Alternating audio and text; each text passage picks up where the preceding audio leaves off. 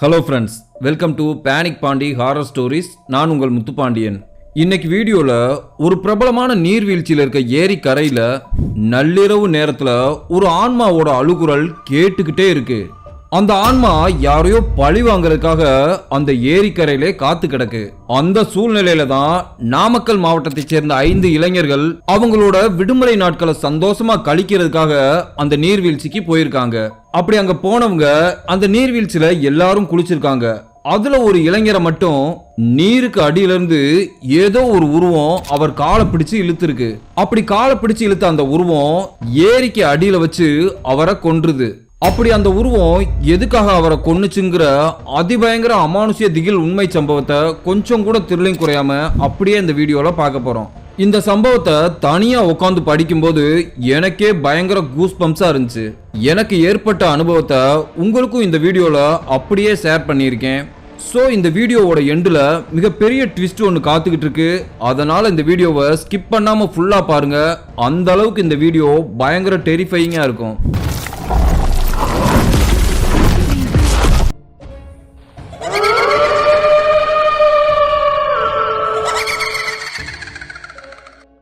வீடியோக்குள்ள போறதுக்கு முன்னாடி உங்க டைம் 2 செகண்ட் ஸ்பெண்ட் பண்ணி இந்த வீடியோக்கு ஒரு லைக் பண்ணிட்டு ஏதாவது கருத்துக்கள் தெரிவிக்கணும்னா மறக்காம கீழே கமெண்ட் பாக்ஸ்ல கமெண்ட் பண்ணுங்க. நியூ வியூவர்ஸ் இப்பதான் நம்ம சேனலை ஃபர்ஸ்ட் டைம் பாக்குறீங்கன்னா நம்ம சேனலை சப்ஸ்கிரைப் பண்ணிக்கிட்டு பக்கத்துல இருக்க அந்த பெல் ஐகானை ஆல் நோட்டிபிகேஷன்ல போட்டுக்கோங்க. அப்பதான் நான் அடுத்தடுத்து போடக்கூடிய அமானுஷ்ய திகில் உண்மை சம்பவங்கள் உங்களுக்கு இன்பாக்ஸ்ல நோட்டிபிகேஷனா வந்துடும். சரி, வாங்க வீடியோக்குள்ள போகலாம்.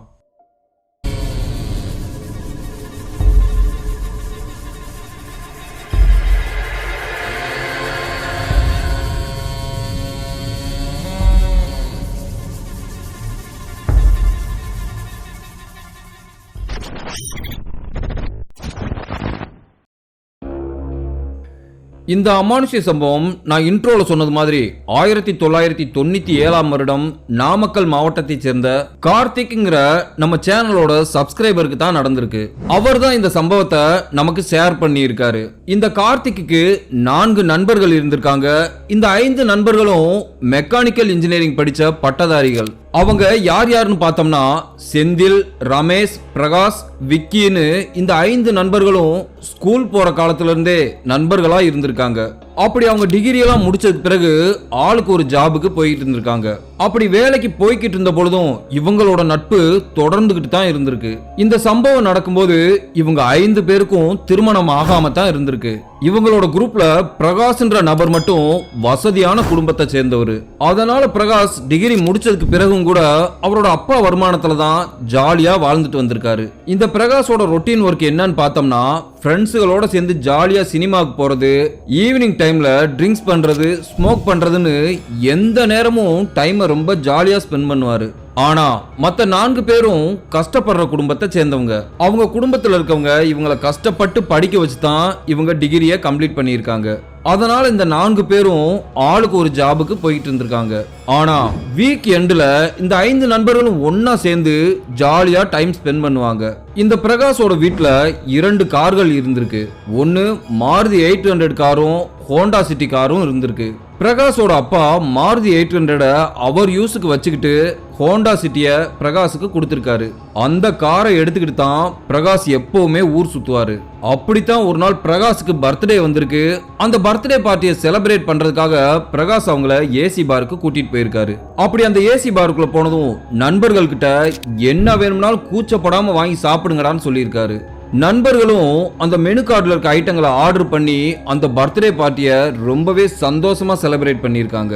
இந்த பிரகாஷை பத்தி சொல்லணும்னா அவங்க குரூப்ல இவர் தான் ரொம்பவே அழகா கலரா இருந்திருக்காராம். நல்லா 6 அடி உயரத்துல ஜிம்முக்கெல்லாம் போய் அவரோட பாடியை திடகாத்திரமா பில்ட் பண்ணி வச்சிருந்திருக்காரு. அப்போ பிரகாஷ் என்ன கேட்கிறாருன்னா, டே மச்சான், வர்ற வாரத்துல எங்கேயாவது சின்னதா ஒரு டூர் போகலாமான்னு கேட்டிருக்காரு.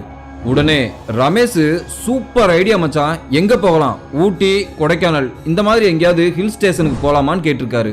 அதுக்கு செந்தில் என்ன சொல்றாருன்னா, ஊட்டி கொடைக்கானல் பார்த்து பார்த்து போர் அடிச்சிருச்சு மாப்ள, வேற எங்கேயாவது இயற்கையோட நெருக்கமா இருக்க மாதிரி ஒரு பிளேஸ சொல்லுங்க, அங்க போலான்னு சொல்லியிருக்காரு. அப்போ பிரகாஷ் என்ன சொல்றாருன்னா, கேரளாவோட பிரபலமான நீர்வீழ்ச்சியோட பேரை சொல்லி அங்க போகலாமான்னு கேட்டிருக்காரு. சொல்லிட்டு அந்த நீர்வீழ்ச்சியோட அழக பத்தி எக்ஸ்பிளைனும் பண்ணியிருக்காரு. அங்க கிளைமேட்டு லொகேஷன்லாம் வேற லெவல்ல இருக்கும். நாங்க எங்க ஃபேமிலியோட அங்க போயிருக்கோம்னு சொன்னதும் நண்பர்கள் எல்லாருக்கும் இப்போ அதோட எக்ஸைட்மெண்ட் அதிகமாயிருது. அப்போ எல்லாரும் என்ன முடிவு பண்றாங்கன்னா பிரகாஷ் சொன்ன அந்த நீர்வீழ்ச்சிக்கே போகலான்னு முடிவு பண்ணியிருக்காங்க. அப்படி அவங்க பிளான் பண்ண மாதிரியே அந்த வாரத்தோட வீக் எண்டுல இரவு 10 மணி அளவுல அவங்க சொல்லி வச்சிருந்த இடத்துக்கு நண்பர்கள் 5 பேரும் அசம்பிள் ஆயிருக்காங்க. அது ஒரு நாள் ட்ரிப்புங்கிறதுனால பெருசா எந்த ஒரு லக்கேஜும் யாரும் கொண்டு வரல. பிரகாஷ் அவரோட ஹோண்டா சிட்டி காரை எடுத்துட்டு வந்திருக்காரு. அப்படி அவங்க வண்டியை ஸ்டார்ட் பண்ணி கிளம்புனதும் முதல் வேலையா ஒயின் ஷாப்ல போய் வண்டியை நிறுத்தி இருக்காங்க. எல்லாரும் ஆளுக்கு கொஞ்சமா ட்ரிங்க்ஸ் பண்ணிட்டு அந்த நீர்வீழ்ச்சியில போய் குடிக்கிறதுக்காக ட்ரிங்க்ஸும் வாங்கிட்டு அங்க இருந்து கிளம்பி இருக்காங்க. இப்போ காருக்குள்ள ஏறினதும் பிரகாஷ் அவரோட மியூசிக் சிஸ்டத்தை ஆன் பண்ணியிருக்காரு. நண்பர்கள் எல்லாரும் ஆட்டம் பாட்டம் கொண்டாட்டம்னு அந்த ட்ரிப்பை குதூகலமா என்ஜாய் பண்ணியிருக்காங்க. சரியா அதிகாலை 5 மணிக்கெல்லாம் கேரளாவை ரீச் பண்ணியிருக்காங்க. அப்படி கேரளாவுக்குள்ள நுழைஞ்சவங்க ஒரு கல்லு கடையை பார்த்துருக்காங்க. அப்போ செந்தில் என்ன சொல்றாருன்னா, டே மச்சான், கல்லு குடிக்கணும்டா, இது வரைக்கும் நானு கல்லு குடிச்சதே இல்ல, குடிக்கணும் போல ஆசையா இருக்குன்னு சொல்லியிருக்காரு. செந்தில் அந்த மாதிரி சொன்னதும் பிரகாஷ் காரை ஓரமா நிறுத்திட்டு இப்போ நண்பர்கள் 5 பேரும் அந்த கல்லு கடைக்குள்ள நுழைஞ்சிருக்காங்க. அந்த காலை நேரத்திலே அந்த கல்லு கடை ரொம்பவே பிஸியா இருந்திருக்கு. இவங்க 5 பேரும் ஒரு டேபிள்ல உட்காந்து ஆளுக்கு ஒரு கல் பாட்டிலும் பீஃப் ஃப்ரையும் ஆர்டர் பண்ணியிருக்காங்க. அப்படி கல்லை குடிச்சு முடிச்சுட்டு அந்த கல்லு கடைக்காரர்கிட்டே இந்த நீர்வீழ்ச்சிக்கு எப்படி போகணும்னு கேட்டிருக்காங்க. அதுக்கு அந்த கல்லு கடைக்காரர், இந்த ரோட்ல நீங்க சரியா 3/4 மணி நேரம் டிராவல் பண்ணீங்கன்னா அந்த நீர்வீழ்ச்சி வந்துரும்னு சொல்லியிருக்காரு. அந்த நீர்வீழ்ச்சிக்கு போறதுக்காக எல்லாரும் சந்தோஷமா ஆரவாரமா கார்ல ஏறி இருக்காங்க. பிரகாஷ் அவர் சொன்ன ரோட்ல காரை ஓட்டிட்டு போயிருக்காரு. சரியா 3/4 மணி நேரத்துல அந்த நீர்வீழ்ச்சியும் வந்திருக்கு. அந்த அருவியோட சத்தம் அந்த ஏரியா முழுக்க அவ்வளோ ஃபோர்ஸா கேட்டிருக்கு. அந்த அருவி கிட்ட நெருங்கிறதுக்கு முன்னாடியே மலைச்சாரல் மாதிரி அந்த அருவியோட சாரல் இவங்க கார் மேல விழுந்திருக்கு. இவங்க அங்க போன நேரம் ஆஃப் சீசன் போல டூரிஸ்டர்ஸ் யாரும் அதிகமா வராம அந்த லொகேஷனே பயங்கர கூலிங்கா இருந்திருக்கு. அருவிக்கு பக்கத்துல போய் பார்த்திருக்காங்க. அந்த அருவி மிக பெரிய பாறையில இருந்து அவ்வளோ அழகா கொட்டிக்கிட்டு இருக்கு. அந்த அருவியில குளிக்கிறதுக்கு யாருக்குமே அலவுடு கிடையாதான். இப்போ அந்த அருவிக்கு முன்னாடி நின்று எல்லாரும் போட்டோ எடுத்திருக்காங்க. அந்த அருவியில இருந்து வழிகிற தண்ணி ஒரு இடத்துல போய் தேங்கி பெரிய ஏரி மாதிரி இருந்திருக்கு. அந்த ஏரிக்கரையை சுத்திலும் சின்ன சின்ன கடைகள் இருந்திருக்கு. இப்போ அவங்க ஏரிக்கரையில காரை நிறுத்திட்டு இந்த 5 பேரும் ஏரியை நோக்கி நடந்து வந்திருக்காங்க. அப்படி இவங்க நடந்து வந்துகிட்டு இருக்கும்போது இவங்களுக்கு முன்னாடி ஒரு நபர் வந்திருக்காரு. அவர் இவங்க கிட்ட படகு சவாரிக்கு வர்றீங்களா, ஒருத்தருக்கு 30 ரூபா தான், நீங்க அப்படி 30 ரூபா கொடுத்தீங்கன்னா இந்த ஏரியை ஃபுல்லா சுத்தி காமிக்கிறேன்னு சொல்லியிருக்காரு. உடனே செந்தில் என்ன சொல்றாருன்னா, டே மச்சான், படகு சவாரி சூப்பரா இருக்கும்டா, வாங்கடா எல்லாரும் போயிட்டு வரலான்னு கூப்பிட்டுருக்காரு. இப்போ இவங்க 5 பேரும் அந்த படகுல சவாரி பண்ணியிருக்காங்க. அப்போ பிரகாஷ் என்ன சொல்றாருன்னா, இந்த படகு சவாரி உண்மையிலே நீ சொன்ன மாதிரி சூப்பரா இருக்குடான்னு சொல்லியிருக்காரு. பேசாம 2 நாள் இங்கே ஸ்டே பண்ணலாமான்னு கேட்டிருக்காரு. அதுக்கு விக்கி என்ன சொல்றாருன்னா, உனக்கு என்னப்பா, நீ கோடீஸ்வரன் வீட்டுக்குள்ள, இங்க 1 மாசம் கூட நீ தங்கலாம், நாங்க நாளைக்கு வேலைக்கு போலேனா எங்களோட வேலையே காலி ஆயிருண்டான்னு சிரிச்சுக்கிட்டே சொல்லியிருக்காரு. இப்படி இவங்க 5 பேரும் ஜாலியா பேசுறத அந்த படகோட்டி ஒவ்வொருத்தரையா தனித்தனியா வாட்ச் பண்ணியிருக்காரு. இப்போ படகு சவாரியெல்லாம் முடிச்சுட்டு கரைக்கு வந்ததும் விக்கி என்ன சொல்றாருன்னா, டேய் சரக்கு எடுங்கடா, ஆளுக்கு ஒரு ரவுண்டு போட்டுட்டு ஏரியில குளிக்கலான்னு சொல்லியிருக்காரு. காருக்குள்ள வந்து எல்லாரும் ஆளுக்கு ஒரு கட்டிங் போட்டிருக்காங்க. மிதமான போதையில அந்த ஏரியில குதிச்சு ஜாலியா என்ஜாய் பண்ணியிருக்காங்க. அப்படி ஏரியில குதிச்சவங்க ஒரு அரை மணி நேரம் நல்லா ஜாலியா ஆட்டம் போட்டிருப்பாங்க. அப்படி ஆட்டம் போட்டதுல அவங்களுக்கு பசி அதிகமா எடுத்திருந்திருக்கு. அந்த நேரம் ஏரிக்கரைக்கு பக்கத்துல இருக்க ஒரு கடையில மீன் சுட சுட பொரிச்சுக்கிட்டு இருந்திருக்காங்க. அது அந்த ஏரியில பிடிக்கிற மீன் காரசாரமா அவ்வளோ ருசியா இருக்குமா. அப்போ பிரகாஷ் என்ன சொல்றாருன்னா, டே மச்சான், எல்லாரும் மீன் சாப்பிட்டுக்கிட்டு இருங்கடா, எனக்கு இந்த ஏரியை பார்க்க பார்க்க ஆசையா இருக்கு, இன்னொரு குளியல் குளிச்சுட்டு வரேன்னு சொல்லிட்டு வேகமா போய் அந்த ஏரிக்குள்ள குதிச்சிருக்காரு. இந்த 4 பேரும் கரையில உட்காந்து மீன் சாப்பிட்டுக்கிட்டே பிரகாஷ் குளிக்கிறத பார்த்துக்கிட்டு இருந்திருக்காங்க. இப்போ பிரகாஷ் நீந்திக்கிட்டே ஏரியோட நடுப்பகுதிக்கு போயிருக்காரு. அப்போ பிரகாஷோட காலை பிடிச்சு ஏதோ ஒரு உருவம் ஏரிக்குள்ள இழுக்கிற மாதிரி தெரிஞ்சிருக்கு. பிரகாஷ் அந்த பிடியிலிருந்து தப்பிக்கிறதுக்காக முயற்சி பண்ணியிருக்காரு. அப்போ பிரகாஷ் தன்னோட 2 கைகளையும் உயர்த்தி காப்பாத்துங்க காப்பாத்துங்கன்னு நண்பர்களை பார்த்து சமிக்கை பண்ணி இருக்காரு. நண்பர்கள் அதை பார்த்துட்டு பிரகாஷ் போதையில எப்படி விளையாட்டு காட்டுறான் பாருன்னு சொல்லி சிரிச்சிருக்காங்க. அப்படி அந்த உருவத்திட்ட இருந்து பிரகாஷ் தப்பிக்கிறதுக்காக எவ்வளவோ முயற்சி பண்ணியிருக்காரு. ஆனா இப்போ அந்த உருவம் உள்நோக்கி இழுத்திருந்திருக்கு. அப்படி அந்த உடல் முழுவதுமாக மூழ்கினதுக்கு பிறகு அந்த இடத்துல இருந்து நீர்க்குமிழிகளா வந்திருக்கு. அப்படி நீருக்குள்ள மூழ்கின பிரகாஷ் அந்த உருவத்திட்ட இருந்து தன்னை காப்பாத்திக்கிறதுக்காக எவ்வளவோ முயற்சி பண்ணியிருக்காரு. பிரகாஷுக்கு நீச்சல் ரொம்ப நல்லாவே தெரியும். அப்படி இருந்தும் அந்த உருவத்துக்கிட்ட இருந்து அவரால் கொஞ்சம் கூட விசும்ப முடியல. ஏன்னா அந்த உருவத்தோட பிடி உடும்பு பிடியா தண்ணிக்கு அடியில இழுத்துட்டு போயிருக்கு. இப்போ பிரகாஷ் மூச்சு திணறி தண்ணிக்கு அடியிலே இறந்து போயிடுறாரு. அந்த உருவம் பிரகாஷோட உடலை இழுத்துட்டு போய் அடியில இருக்க ஒரு பாறை இடுக்குல சொருகி இருக்கு. இப்போ கரையில நண்பர்கள் பிரகாஷுக்கு என்னாச்சு, உள்ள போனவே ரொம்ப நேரமா ஆளை காணமேன்னு தேடுறாங்க. இப்பதான் நண்பர்கள் எல்லாருக்கும் ஒரு விஷயம் தெரிய வருது, பிரகாஷுக்கு உண்மையிலே ஏதோ பிரச்சனை தான். வாங்கடா போய் பார்க்கலாம்னு சொல்லிட்டு எல்லாரும் ஏரிக்குள்ள குதிச்சு தேடி பாக்குறாங்க. அது ஒரு ஆழமான ஏரி. அவங்களால ஒரு குறிப்பிட்ட தூரம் மட்டும்தான் போக முடியுது. அதுக்கு மேல மூச்சு திணறி வெளியே வந்துடுறாங்க. இப்போ கரைக்கு வந்த எல்லாரும் அங்க இருக்கிற லோக்கல் ஆளுகிட்ட விஷயத்த சொல்லியிருக்காங்க. அந்த லோக்கல்ல இருக்கவங்க என்ன சொல்றாங்கன்னா, இந்த ஏரியில திடீர்னு சுழல் உருவாகும். அப்படி சுழல் உருவாயிருச்சுன்னா என்னதான் நீச்சல் தெரிஞ்சிருந்தாலும் இந்த ஏரிக்குள்ள இழுத்துரும்னு சொல்லியிருக்காங்க. உடனே போய் போலீஸ்ல கம்ப்ளைண்ட் கொடுங்கன்னு சொன்னதும் உடனே பிரகாஷோட நண்பர்கள் பிரகாஷோட அப்பாவுக்கும் அம்மாவுக்கும் போன்ல இன்ஃபார்ம் பண்ணிட்டு போலீஸ் ஸ்டேஷன்ல கம்ப்ளைண்ட் ஃபைல் பண்ண போயிருக்காங்க. இவங்க இந்த மாதிரி சொன்னதும் போலீஸ் ஸ்டேஷன்ல இவங்க 4 பேரையும் அடிச்சு உட்கார வச்சு, ஏண்டா நீங்களே கூட்டிட்டு வந்து கொலை பண்ணிட்டு சுழல்ல சிக்கிட்டான்னா போய் சொல்றீங்கன்னு கேட்டு அடிச்சிருக்காங்க. அப்போ விக்கி என்ன சொல்றாருன்னா, சார் பிரகாஷ் தண்ணிக்குள்ள விழுகும்போது நாங்க 4 பேரும் கரையில தான் சார் இருந்தோம்னு சொல்லியிருக்காரு. உடனே போலீஸ் லோக்கல் டைவர்ஸை வரவழைச்சு அவங்க சொன்ன இடத்துல தேட ஆரம்பிச்சிருக்காங்க. அந்த டைவர்ஸும் பிரகாஷோட நண்பர்கள் சொன்ன இடத்துல போய் தேடி பாக்குறாங்க. ஆனா பாடி கிடைக்கவே இல்லை. தொடர்ந்து கொஞ்ச நேரம் வெளியே மூச்சு வாங்கிட்டு மறுபடி தேடி பாக்குறாங்க. ஆனா எத்தனை தடவை தேடியும் பிரகாஷோட உடல் கிடைக்கவே இல்லை. அப்போ டைவர்ஸ் என்ன சொல்றாங்கன்னா, சார் பாடி மூவ் ஆயிருக்கும், எதுக்கு நீங்க இந்த டேமோட சட்டரை லாக் பண்ணிட்டு பாடி அங்க வந்து கரை ஒதுங்குதான்னு பாருங்கன்னு சொல்லியிருக்காங்க. சொல்லிட்டு அந்த டைவர்ஸ் எங்களால முடியலன்னு சொல்லிட்டு அங்க இருந்து கிளம்பிடுறாங்க. மதியம் 3 மணி அளவுல பிரகாஷோட அம்மாவும் அப்பாவும் அவங்க கார்ல பதறி அடிச்சுட்டு வந்திருக்காங்க. பிரகாஷோட அம்மா நெஞ்சில் அடிச்சு அழுதுருக்காங்க. ஐயோ என் பிள்ளை 6 அடி உயரத்துல ஐயனார் சாமி மாதிரி இருப்பானே, அப்படி பொசுக்குன்னு போற உயிர் இல்லையேன்னு சொல்லி கதறி கதறி அழுதுருக்காங்க. அப்பதான் அங்க இருந்த மீன் கடைக்காரர் பிரகாஷோட அம்மா கிட்டையும் அப்பா கிட்டையும் அந்த பரிசல் ஓட்டுறவர் உள்ள போனார்னா பாடி எவ்வளவு ஆழத்துல இருந்தாலும் எடுத்துட்டு வந்துருவாருன்னு சொல்லியிருக்காரு. எதுக்கும் அந்த பரிசல் ஓட்டுறவர்கிட்ட போய் கேட்டு பாருங்கன்னு சொல்லியிருக்காரு. அந்த பரிசல் ஓட்டுறவரோட பேரு சேது மாதவன். அவரை எல்லாரும் சுருக்கமா சேதுன்னு கூப்பிடுவாங்க. அவருக்கு அந்த ஏரியில இருக்கிற இண்டு இடுக்கு எல்லாமே அத்துப்படி. அவர்கிட்ட போய் பேசி பாருங்கன்னு சொல்லியிருக்காங்க.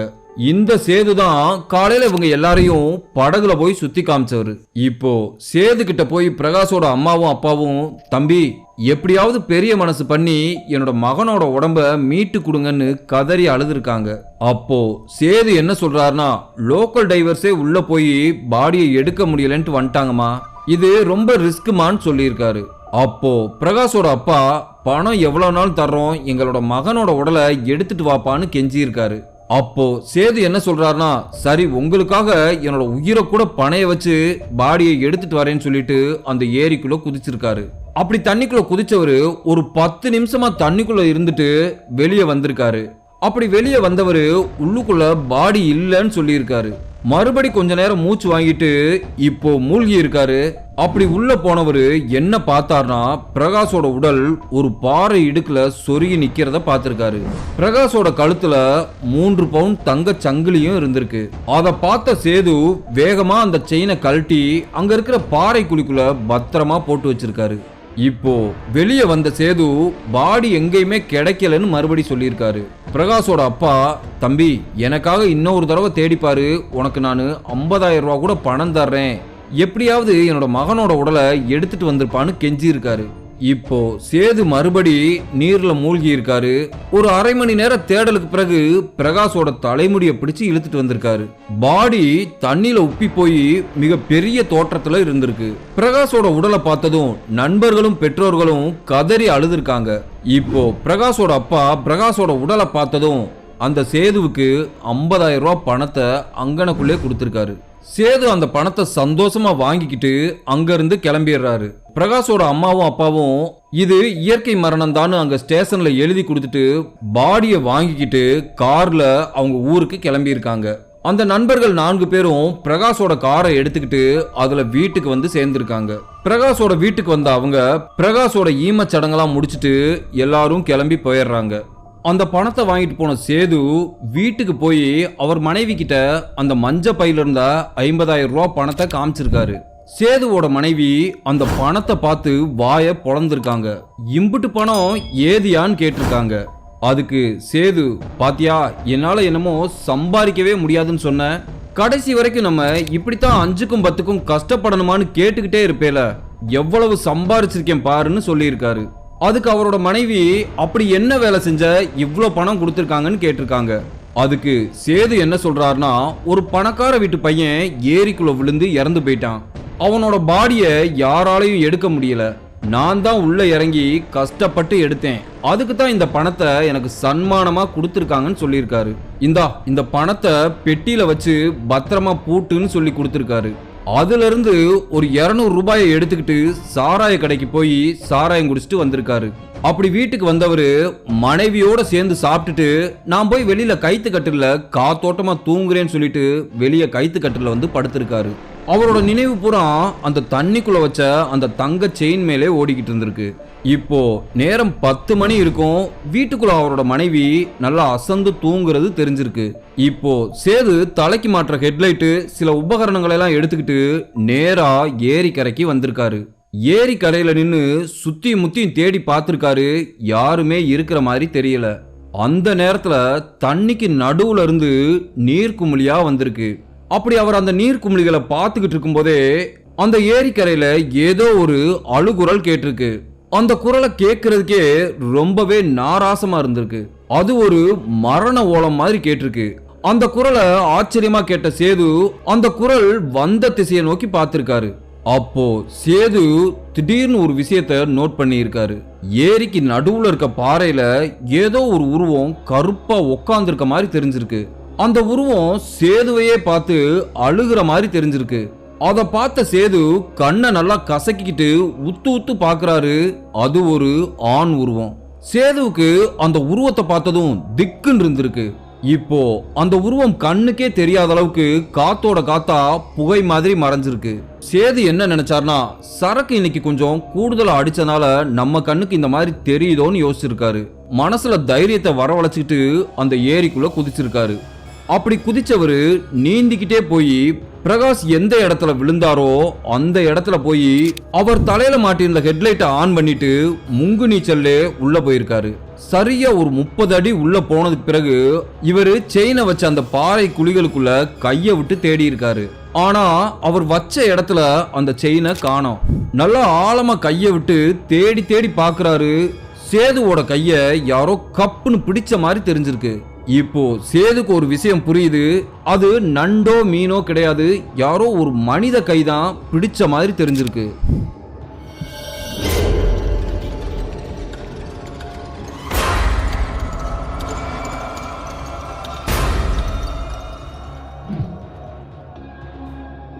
சேதுவுக்கு மரண பயம் கிளம்பி இருக்கு.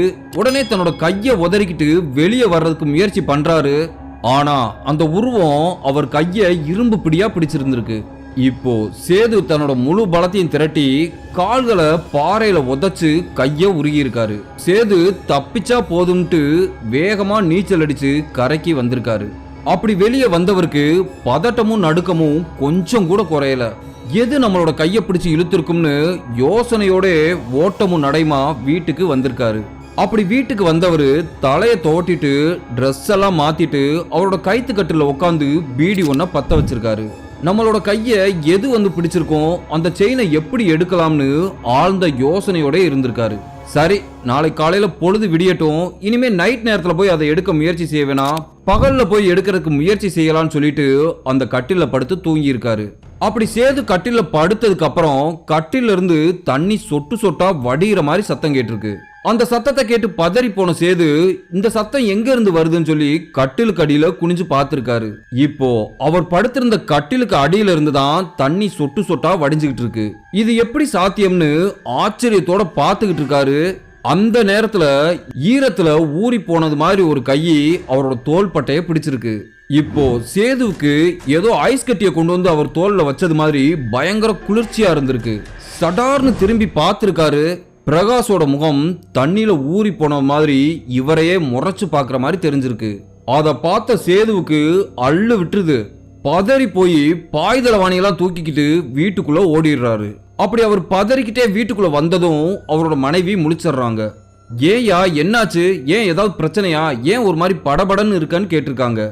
அதுக்கு சேது, இல்லம்மா வெளியில வெக்கையா இருந்துச்சு, உள்ள வந்து படுக்கலான்னு சொல்லிட்டு தான் உள்ள வந்தேன்னு சொல்லி அவர் மனைவி பக்கத்துல வந்து படுத்து தூங்கிடுறாரு. மறுநாள் காலையில வழக்கம் போல சேது ஏரிக்கரைக்கு போயிருக்காரு. அப்போ டூரிஸ்டர்ஸோட கூட்டம் அங்க நிறைய வந்திருந்தாங்க. அவங்க சேதுவை படகு சவாரிக்கு கூப்பிட்டுருக்காங்க. ஆனா சேது, எனக்கு உடம்பு சரியில்லை, இன்னைக்கு நான் படகு எடுக்க முடியாதுன்னு சொல்லியிருக்காரு.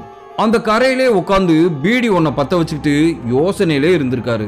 அன்று முழுவதும் சேது படகு சவாரி செய்யாம அந்த கரையிலே உட்காந்து யோசனையிலே உட்கார்ந்துருக்காரு.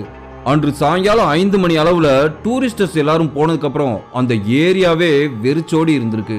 இதுதான் சரியான சமயம்னு யோசிச்சுக்கிட்டு இருந்த சேது இப்போ அந்த ஏரிக்குள்ள குதிச்சு அந்த பாறை குழிக்கு பக்கம் போயிருக்காரு.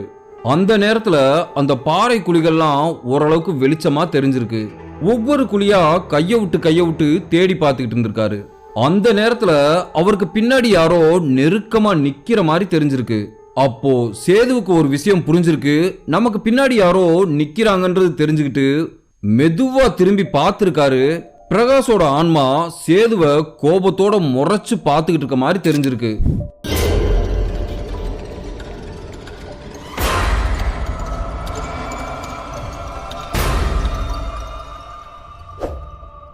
அத பார்த்த சேதுவுக்கு அள்ளு விட்டுருது. மரண பயம்னா என்னன்றது சேதுவுக்கு வாழ்க்கையில அப்பதான் தெரிஞ்சிருக்கு. செயினும் வேணாம், ஒண்ணு வேணாம், இங்க இருந்து தப்பிச்சா போதும்ட்டு வேகமா நீந்தி வெளியே வர்றதுக்கு முயற்சி பண்ணியிருக்காரு. அப்போ அவரோட காலை பிடிச்சு யாரோ உள்ள இழுக்கிற மாதிரி தெரிஞ்சிருக்கு. சேது தன்னோட முழு பலத்தையும் திரட்டி எப்படியாவது வெளியே வந்துடலான்னு முயற்சி பண்ணியிருக்காரு. ஆனா எந்த ஒரு பலனும் இல்லாம சேது தண்ணிக்கு அடியிலே துடிதுடிச்சு இறந்து போயிடுறாரு. அப்படி சேது இறந்ததுக்கு பிறகு அவரோட உடலை அந்த ஆன்மா அந்த பாறை குழிகளுக்குள்ள கொண்டு போய் சொருகி வச்சிருக்கு. இங்க சேதுவோட வீட்டுல பரிசலுக்கு போன தன்னோட கணவர் இன்னும் வீட்டுக்கு வரலையேன்னு எதிர்பார்த்து காத்துக்கிட்டு இருக்காங்க. அன்று இரவு முழுவதும் சேது வீட்டுக்கு வராததால மறுநாள் காலையில அக்கம் பக்கத்துல இருக்கவங்ககிட்ட சொல்லி சேதுவை தேடி இருக்காங்க. ஆனா 2 நாள் கழிச்சு சேதுவோட உடல் உப்பி போன நிலையில அந்த ஏரிக்கரையில மிதந்திருக்கு. அப்போ அவங்க எல்லாம் என்ன முடிவு பண்ணாங்கன்னா, பரிசல்ல இருந்து தவறி சுழல்ல மாட்டி சேது இறந்து போயிட்டாரு, அவரோட மரணம் இயற்கை மரணம் தான்னு அவரோட உடலை அடக்கம் பண்ணிடுறாங்க.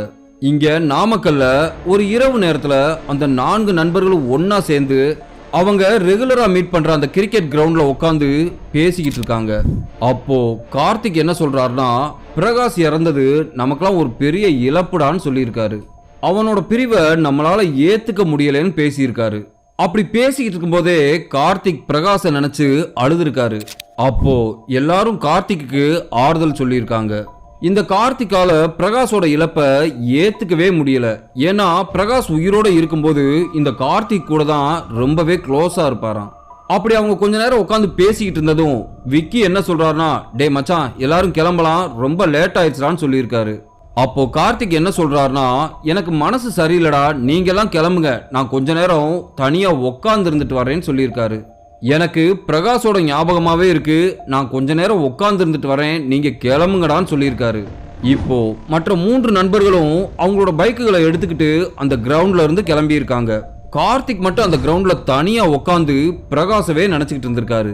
அந்த நேரத்துல கார்த்திகோட பேரை சொல்லி யாரோ கார்த்தி கார்த்தின்னு கூப்பிடுற மாதிரி சத்தம் கேட்டிருக்கு. கார்த்திக்கு நல்லா தெரியுது அந்த குரல் பிரகாஷோட குரல் தான் நினைச்சிட்டு சுத்தி முத்தியும் தேடி பார்த்திருக்காரு. அப்போ கார்த்திக்கு முன்னாடி 10 அடி தூரத்துல வெள்ளையா ஒரு உருவம் புகை மாதிரி உயரமா நிக்கிறது தெரிஞ்சிருக்கு. அது ஒரு மாதிரி அழுகிற குரல்ல கார்த்தி கார்த்தின்னு கூப்பிட்டதும் இப்போ கார்த்திக் பயந்து போய் தன்னோட 2 வீலரை ஸ்டார்ட் பண்ணி கிளம்புறதுக்கு முயற்சி பண்ணியிருக்காரு. அவர் வண்டிக்கு பின்னால அவர் தோள்பட்டையில யாரோ கை வச்ச மாதிரி தெரிஞ்சிருக்கு. அந்த கை பயங்கர கூலிங்கா இருந்திருக்கு. கார்த்திகால அந்த குளிர்ச்சியை தாங்கவே முடியல. அப்படியே ஃப்ரீஸ் ஆன மாதிரி உறைஞ்சு போய் நின்று இருந்திருக்காரு. இப்போ பிரகாஷோட ஆன்மா கார்த்திய பொசஸ் பண்ணிருது. கார்த்திக் உடம்புல ஏதோ ஒரு புது தெம்பு வந்த மாதிரி அந்த வண்டியை ஸ்டார்ட் பண்ணி நேரா பிரகாஷ் வீட்டுக்கு போயிருக்காரு. பிரகாஷோட வீட்டுல பிரகாஷோட அம்மாவும் அப்பாவும் சோஃபால உட்காந்து தன்னோட மகனோட போட்டோவை பார்த்து அழுதுகிட்டு இருந்திருக்காங்க. இப்போ வீட்டுக்குள்ள நுழைஞ்ச கார்த்தி டாடி மம்மி அப்படின்னு சொல்லி கத்திக்கிட்டே வீட்டுக்குள்ள நுழைஞ்சிருக்காரு. அந்த குரல் பிரகாஷோட குரல். அந்த குரலை கேட்டதும் பிரகாஷோட பேரண்ட்ஸ்க்கு பேரதிர்ச்சியா இருந்திருக்கு. நம்ம பிள்ளையோட குரல் கேக்குதேன்னு ஆச்சரியத்தோட திரும்பி பார்த்திருக்காங்க. அங்க பிரகாஷோட நண்பன் கார்த்தி வீட்டுக்குள்ள வர்றது தெரிஞ்சிருக்கு. அதை பார்த்த பிரகாஷோட அப்பா என்ன தம்பி என்ன விஷயம்னு கேட்டிருக்காரு. அப்போ கார்த்திக் உடம்புக்குள்ள இருந்த ஆன்மா டாடி நான் பிரகாஷ் வந்திருக்கேன் டாடி மம்மி நல்லா இருக்கீங்களான்னு அவங்க அம்மாவை பார்த்து கேட்டிருக்காரு. இப்போ பிரகாஷோட அம்மாவும் அப்பாவும் என்னப்பா என்னன்னு கேட்டிருக்காங்க. ஆனா கார்த்திக் உடம்புக்குள்ள இருந்த அந்த பிரகாஷோட ஆன்மா அவங்களோட அப்பாவையும் அம்மாவையும் கட்டி தழுவி இருந்திருக்கு. கார்த்திக் இந்த மாதிரி பண்ணதும் பிரகாஷோட அம்மாவுக்கும் அப்பாவுக்கும் ஒண்ணுமே புரியல. அப்படி அவங்க 2 பேர்த்தையும் கட்டி தழுவிட்டு உங்களை பார்க்கறதுக்காகத்தான் நான் வந்தேன்னு சொல்லியிருக்கு. இப்போ பிரகாஷோட அம்மாவும் அப்பாவும் அதிர்ச்சியில உறைஞ்சு போய் பார்க்கறாங்க. அப்போ கார்த்திக் உடம்புல இருந்த ஆன்மா என்ன சொல்லுதுன்னா என்னோட நண்பன் கிரவுண்ட்ல தனியா உட்காந்துருந்தான், உங்களை பார்க்கணும்னு ஆசைப்பட்டு தான் அவன் உடம்புல புகுந்து வந்தேன்னு சொல்லியிருக்கு. அப்போ பிரகாஷோட அம்மா கதறி அழுதுருக்காங்க. எங்களையெல்லாம் ஏமாத்திட்டு இப்படி போகணும்னு உனக்கு எப்படிப்பா மனசு வந்துச்சுன்னு கேட்டிருக்காங்க. அதுக்கு பிரகாஷோட ஆன்மா என்ன சொல்லுதுன்னா அம்மா என்னோட மரணம் தற்செயலான மரணம் கிடையாது. நான் என்னோட நண்பர்களோட அங்க போய் அந்த டூரை சந்தோஷமா தான் என்ஜாய் பண்ணிக்கிட்டு இருந்தேன். நான் தனியா வந்து அந்த ஏரியில குளிச்சுக்கிட்டு இருக்கும்போது அப்போ பணத்துக்காகவும் நகைக்காகவும் ஆசைப்பட்டு என்னை ஒருத்தன் கொன்னுட்டான். அதை கேட்டு அதிர்ச்சி அடைஞ்ச பிரகாஷோட அப்பா என்னப்பா சொல்ற யார் உன்னை இந்த மாதிரி செஞ்சதுன்னு கேட்டிருக்காரு. அப்படி நான் அந்த ஏரிக்கரையில போய் தனியா குளிச்சுக்கிட்டு இருக்கும்போது என்னோட காலை யாரோ ஏரிக்கு அடியில இருந்து பிடிச்சு இழுக்கிற மாதிரி தெரிஞ்சிச்சு. அந்த கைகள்ல இருந்து விடுபடுறதுக்காக நான் எவ்வளவோ முயற்சி பண்ணேன். அந்த கைகள் என்னை நீருக்கு அடியில இழுத்துட்டு போச்சு. அப்படி நீருக்கு அடியில இழுத்துட்டு போய் என்னை கழுத்தை நெரிச்சு கொலை பண்ணிட்டு என்னோட உடலை ஒரு பாறை இடுக்குல சொருகி வச்சிருச்சுன்னு சொல்லி அழுதுருக்காரு. அது வேற யாரும் இல்ல, அந்த ஏரியால பரிசல் ஓட்டக்கூடிய பரிசல் ஓட்டி தான் என்னை இந்த மாதிரி செஞ்சான்னு சொல்லியிருக்காரு.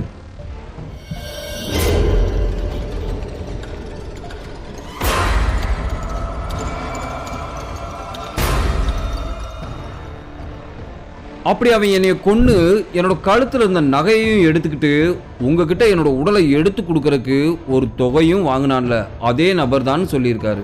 அந்த கொலைகாரன் என்னை எப்படி துடிக்க துடிக்க கொலை செஞ்சானோ அதே மாதிரி அவனை கொலை செஞ்சு என்னோட பழிய தீர்த்துக்கிட்டேன்னு சொல்லியிருக்கு. உங்களையும் அம்மாவையும் என்னால பார்க்காம இருக்க முடியல, அதுக்காக தான் பார்க்க வந்தேன்னு சொல்லியிருக்கு. அந்த ஆன்மா இந்த மாதிரி சொன்னதும் பிரகாஷோட அப்பாவும் அம்மாவும் கார்த்திகை கட்டி பிடிச்சு அழுதுருக்காங்க. அப்போ கார்த்திக் உடம்புக்குள்ள இருந்த அந்த பிரகாஷோட ஆன்மா என்ன சொல்லுதுன்னா அம்மா உங்க கையால எனக்கு ஒரு வாய் சாப்பிடணும்னு ஆசையா இருக்குமான்னு கேட்டிருக்கு. எனக்கு சாப்பாடு ஊட்டி விடுறீங்களான்னு கேட்டிருக்கு. உடனே பிரகாஷோட அம்மா கிச்சன்ல போய் சாப்பாடெல்லாம் போட்டுட்டு வந்து கார்த்திக்கு ஊட்டி விட்டுருக்காங்க. அப்போ பிரகாஷோட அப்பா பிரகாஷோட ஆன்மா கிட்ட தம்பி எதுக்காக இந்த பையன் உடம்புல இருந்து இவனை கஷ்டப்படுத்துற, அவனை நீ விட்டுட்டு வந்து நம்ம வீட்டிலே நீ எங்க கூட தெய்வமா இருக்கலாம்லன்னு கேட்டிருக்காரு. அதுக்கு கார்த்திக் உடம்புக்குள்ள இருந்த அந்த ஆன்மா என்ன சொல்லுதுன்னா என்னால இங்க இருக்க முடியாதுப்பா, என்னைய கூப்பிட்டுக்கிட்டு இருக்காங்க, நான் போகணும், கடைசியா உங்களையும் அம்மாவையும் பார்க்கணும் போல ஆசையா இருந்துச்சு, அதனாலதான் வந்தேன், நான் கிளம்புறேன்னு சொல்லிட்டு அவங்களோட பேசிக்கிட்டு இருக்கும் போதே கார்த்திக் திடீர்னு மயக்கம் போட்டு சோஃபால விழுந்திருக்காரு. இப்போ பிரகாஷோட அப்பாவும் அம்மாவும் கார்த்திகோட முகத்துல தண்ணியை தெளிச்சு எழுப்பி இருக்காங்க. இப்போ கண்ணு முழிச்சு பார்த்த கார்த்திக் நான் எப்படி இங்க வந்தேன்னு குழப்பத்தோட கேட்டிருக்காரு. அப்போ பிரகாஷோட அப்பாவும் அம்மாவும் கார்த்திக் கிட்ட நடந்த விஷயங்கள் அத்தனையும் சொல்லியிருக்காங்க.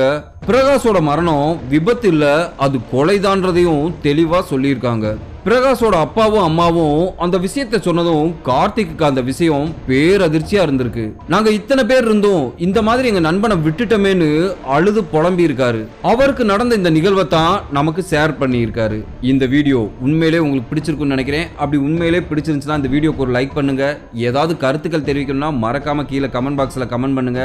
அடுத்து உங்களை நான் இதே மாதிரி ஒரு அமானுஷ்ய திகில் சம்பவத்தோட வந்து சந்திக்கிறேன். பாய்.